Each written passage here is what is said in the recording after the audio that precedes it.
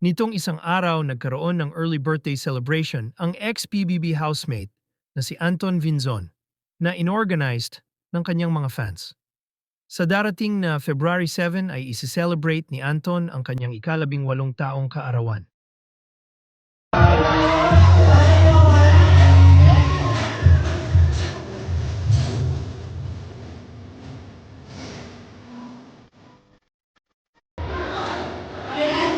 Nagkita ulit tayo. Kamusta naman? Nakalimutan ko parang it's your 18th birthday in advance. Alright, ladies and gentlemen, once again, let's give a big round of applause for Anton! And extra special ang ating second get-together tonight because we will be celebrating his 18th birthday in advance. At this point, can we invite all of the fans to join us as we sing a happy, happy birthday to Anton in 3, 2, 1! Happy birthday to you. Happy birthday to you. Happy birthday, happy birthday. Happy birthday to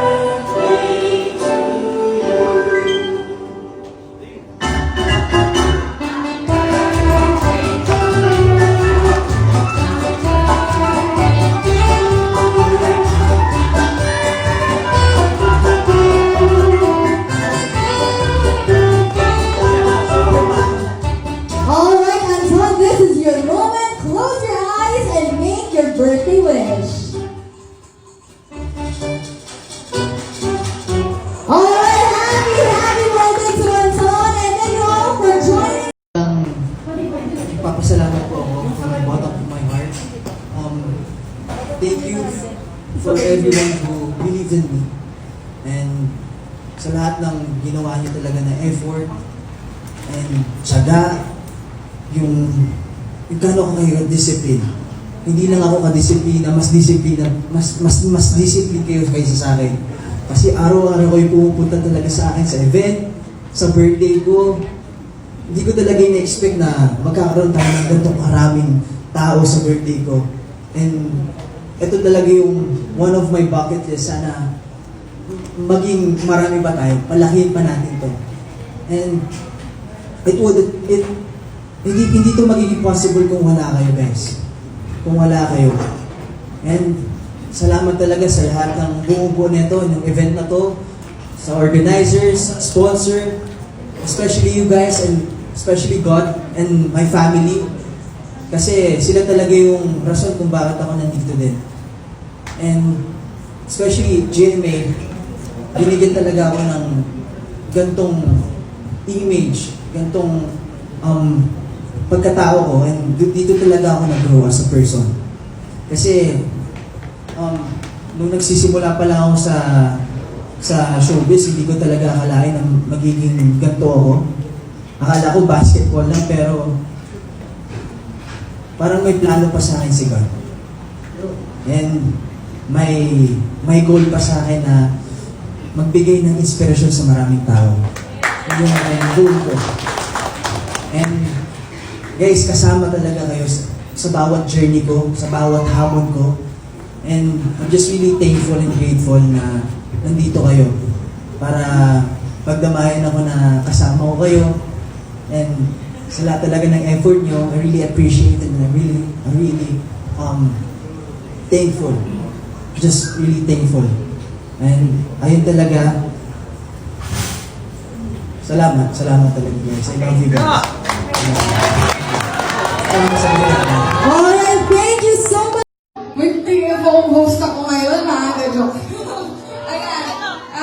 Sino mo pa gusto magsabi dito na, ikaw, share mo naman, ano ang nagustuhan mo kay Anton?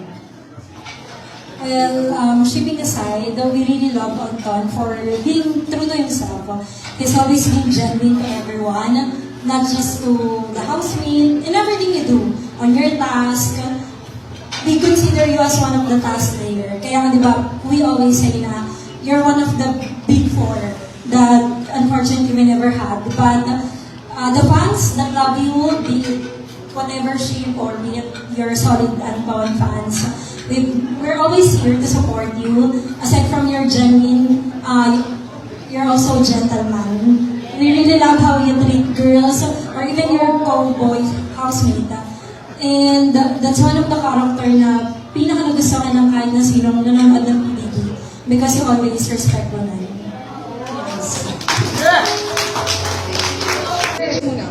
Ayan. Switch muna. Ay, bago ang lahat, gusto ko muna magpasalamat sa inyo sa pagsuporta nyo kay Ton. Kasi siyempre, pinaghirapan nyo to. Kundi dahil sa inyo, wala siya dito. At sabi niya nga sa akin na gusto niya pang i-improve yung sarili niya. Hindi para sa kahit sino, kundi para sa inyo lang. And kung nagpapatuloy man si Ton sa showbiz, hindi na dahil sa pagiging sikat o sa pera. Sabi niya, gusto niya magpatuloy para sa fans niya. And, yes. And, ayun, parang,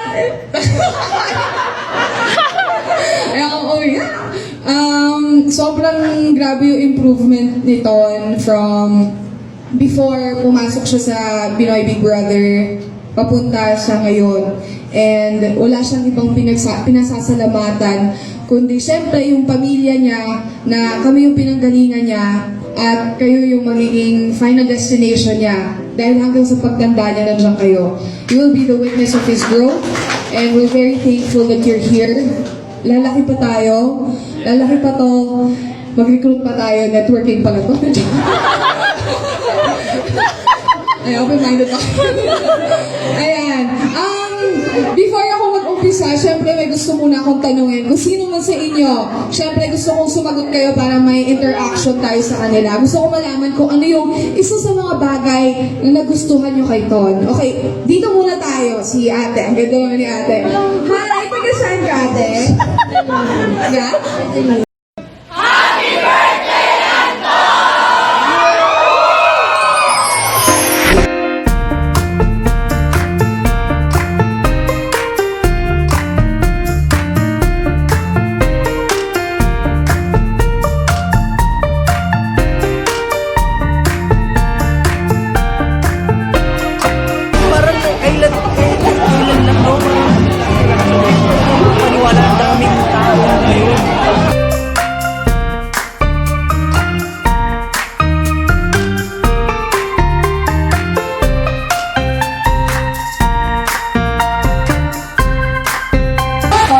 What motivates you right now to keep going? Okay. Every time, lagi kong nakikita, walang oras na mag-scroll ako sa TikTok yung mga edits nyo, sa akin, yung mga ships. Grabe talaga yung effort na binibigay ko para sa akin. You make me smile all the time.